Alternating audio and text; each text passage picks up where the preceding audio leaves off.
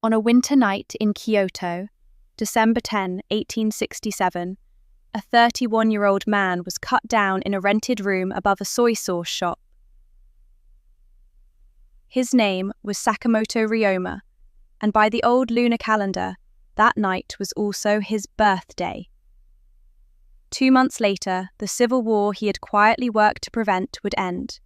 The new Japan he had imagined, with a constitution, an elected assembly, and ordinary men treated as equals, would begin to take shape. He never saw it. His killers fled into the dark. One of them later confessed. Another was beheaded for the crime.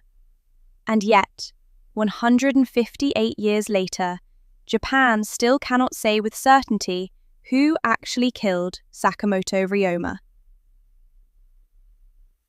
This is a murder mystery the Japanese government itself helped bury. To understand what was lost that night, you have to understand how unlikely Ryoma's whole life was. He was born on January 3, 1836, in Kochi in Tosa Domain, on the south coast of Shikoku Island. His family was samurai, but barely. They held the rank of goshi, the very bottom of the samurai class. Their status had not been earned in war, it had been bought. The Sakamoto family were sake brewers who had paid for the right to wear 2 swords. In Tosa, that mattered. The domain enforced a strict line between high-ranking samurai, called joshi, and low-ranking samurai, called kashi. They lived in separate parts of the castle town. They did not mix. As a child, Ryoma was bullied. At 14, he was sent to fencing school. He turned out to be good at it. In 1853, he travelled to Edo, today's Tokyo, and trained at the Chiba Dojo, one of the most prestigious sword schools in the country. There, he met young men from across Japan who shared a dangerous idea: that the Tokugawa shogunate, which had ruled for over 200 years, was failing. In 1862, Ryoma did something punishable by death. He left Tosa without permission. The word for it is dappan. From that moment on, he was a wanted man. But the truth is, he was only just becoming dangerous. By 1867, Ryoma had collected an extraordinary number of powerful enemies. He moved through Kyoto under a false name, Saitani Umetaro. The Tokugawa shogunate wanted him dead because he had defected from his domain and now worked against them. The Shinsengumi, the shogunate's elite police force in Kyoto, famous for hunting anti-Tokugawa ronin in the streets, had been searching for him for years. But here is the strange part. Even his own side did not entirely trust him. In 1866, Ryoma helped broker something that had seemed impossible: a secret alliance between Satsuma and Choshu. These were 2 of the most powerful domains in Japan, and they hated each other. Their rivalry went back generations. Ryoma helped bring them to the same table. The Sacho Alliance, as it became known, made the fall of the shogunate possible. Then, in 1867, Ryoma did something that frustrated the hardliners on his own side. Instead of pushing for a violent overthrow, he helped negotiate a deal in which Shogun Tokugawa Yoshinobu would voluntarily resign and hand power back to the emperor. This was politically dangerous for some factions. A voluntary resignation meant the Tokugawa family kept their lands, their wealth, and a place in the new order. The hardliners wanted them crushed, not retired. In a few months, Ryoma had made himself inconvenient to almost everyone: the shogunate, the Shinsengumi, and the radicals within the anti-Tokugawa movement itself. But the strangest detail of his life is this: years earlier, he had set out to assassinate a senior shogunate official named Katsu Kaishu. Instead, he ended up becoming Katsu's student. Even his enemies, it seemed, had a way of pulling him in. But not all of them. There had already been one attempt on Ryoma's life. and the way he survived it tells you everything about the kind of man he was. It was March 1866. Ryoma was staying at the Teradaya, a small ryokan in Kyoto. Shogunate agents surrounded the inn at night. Inside, a young woman named Narasaki Ryo, known as Oryo, was in the bath. She saw the attackers first. She had no time to dress. She ran, naked, across the inn's garden, climbed up to the second floor, and warned Ryoma. He would later marry her. What Ryoma did next was, for a samurai, almost shocking. He did not draw his sword. He drew a Smith & Wesson revolver, a Western firearm, and fought his way out. Think about what that means. A man trained in one of Japan's oldest sword schools, hunted in the heart of the old capital, survived by reaching for the new world. He used the fusion of old Japan and the West that he himself stood for to stay alive. But the next time they came for him, they would learn from this night. They would not give him a chance to reach for the revolver. December 10th, 1867. Kyoto was cold. Ryoma was staying upstairs at a soy sauce merchant's shop called the Ōmiya with his closest political ally, a fellow Tosa man named Nakaoka Shintaro. Late that evening, there was a visitor at the door.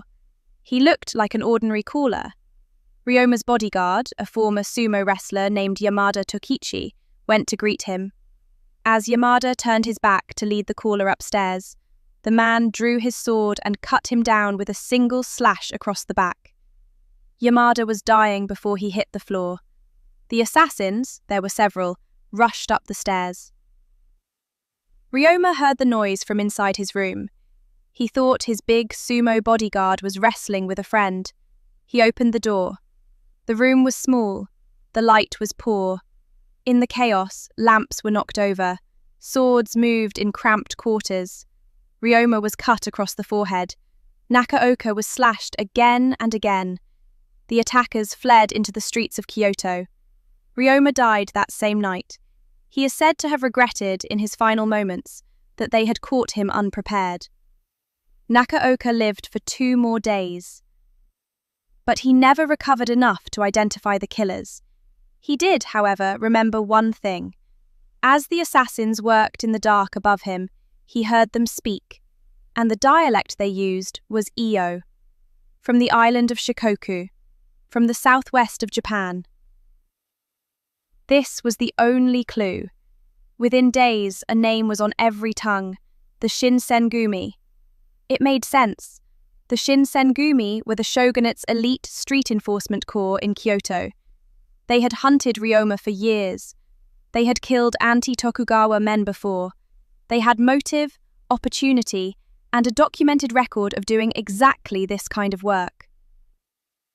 When the new imperial government took power, it acted on that belief. In April 1868, the Shinsengumi's commander, Kondō Isami, was declared guilty of involvement in the assassination of Sakamoto Ryōma. On May 17, 1868, he was beheaded at the Itabashi execution grounds outside Edo.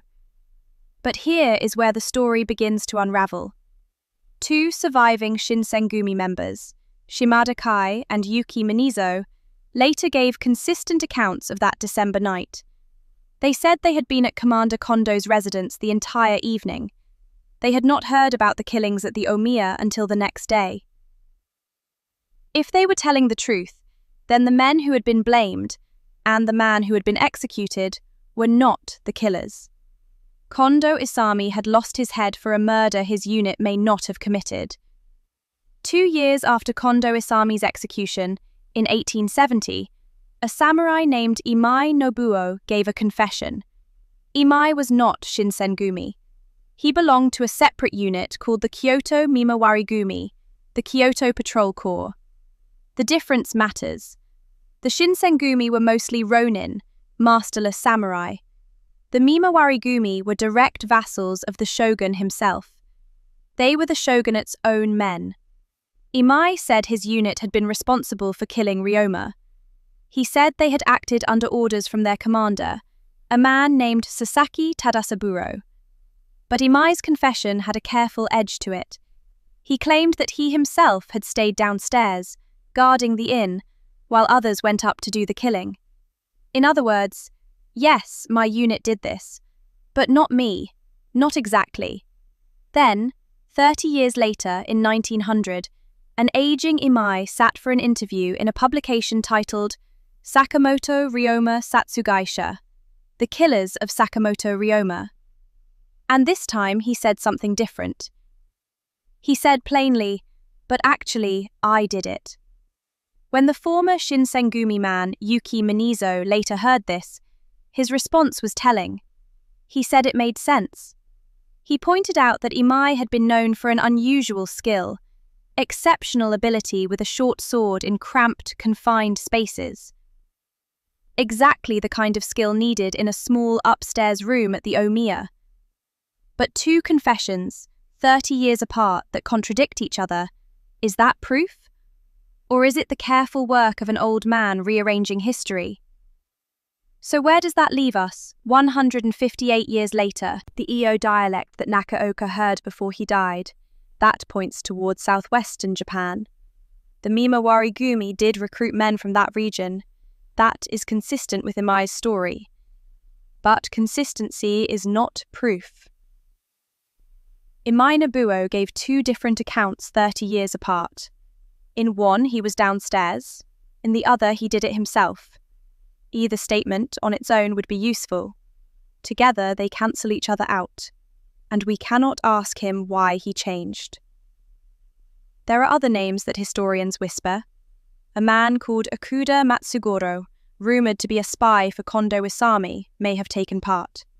Some scholars suggest that Sasaki Tadasaburo, the Mimawarigumi commander, was not acting on his own at all, that someone higher in the shogunate, or even within the anti-shogunate movement itself, had wanted Ryoma silenced before the new Japan transferred power.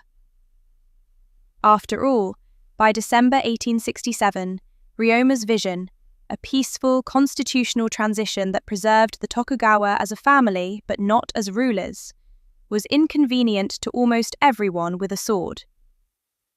The primary record does not confirm any of these darker theories. It also does not rule them out. But here is the last unresolved detail. Sakamoto Ryōma was 31 years old when he died. He had never held high office. He had never commanded an army. He had never been governor of anything. And yet, 158 years later, he is arguably the most beloved figure in all of Japanese historical memory. In 1867, just months before his death, he wrote a short document called the Eight Proposals While Shipboard. In it, he sketched out a Japan with a democratically elected two-chamber legislature, a written constitution, a national army and navy answerable to the country, not to any one lord. These ideas, written by a fugitive from Tosa with a price on his head, would shape the constitutional order of modern Japan. He once said he imagined a Japan where, in his own words, inspired by the United States, all men were created equal. He wore the kimono of a samurai with Western leather boots. He carried 2 swords and a revolver. His hometown's airport was renamed Kochi Ryoma Airport in 2003. Asteroid 2835 is named Ryoma. Asteroid 5823 is named Oryo, for the wife who once ran naked through a garden to save his life. And the question of who killed him, despite a confession, despite an execution, despite 158 years of investigation, remains, legally and historically, open. Was it the Mimawarigumi acting on a routine shogunate order? Was it Imai Nobuo, alone in the dark with a short sword? Or was it someone who feared that the man building modern Japan might be too forgiving toward the old one? The killers fled into the night of December 10th, 1867,